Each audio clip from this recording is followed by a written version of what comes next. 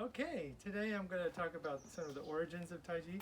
So, theoretically anyway, from my perspective, it seems like the Taiji forms were created from the Hsingi, because the Hsingi predates all the other systems in China, around 400 AD. So, I'm just going to try to show some correlations between the forms. The first one, the easiest one, is something called Eagle Bear. So I'm using the Gao system of Hsingi, and the Eagle Bear Gao system kind of looks like that, where you do that. And so this is very similar to brush knee. So you can kind of see what the Taiji forms just made everything a little more circular and more fluid, but it's pretty much the same movement.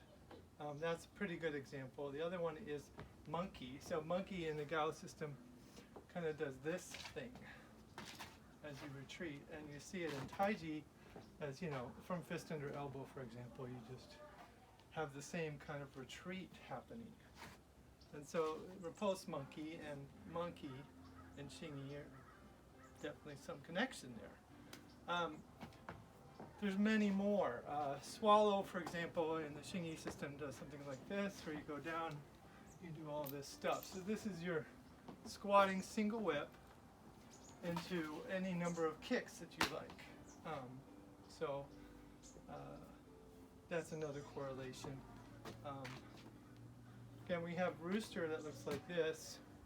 And I use the Chen Ling form for a lot of these references because Chen Ling knew Hsingi, and he knew that this was the case, that these older forms became the newer forms and developed like that. And so he embedded that in his Taiji system. It's really great for that reason, I think.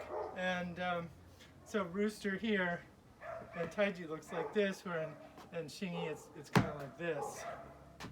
So you kind of have this rooster element coming back again and again. And then you can see that they've just made whole systems out of these things. So like snake, for example, in Hsingi is ward off. It looks like this, the whole snake form. But it starts with ward off, which is the basics of basically all the Taiji systems. And then they have cobra, which looks like this in Hsingi, which is basically wave hands like clouds. You just move sideways and wave hands like clouds, where you go forward and back in Hsingi. But it's the same. The hands are the same, everything's the same, the turning, the timing, everything. So they really help each other out. I'm really just trying to encourage people that if you're doing Taiji, try to do some Hsingi too, at least the animals, because it will really help with your Taiji.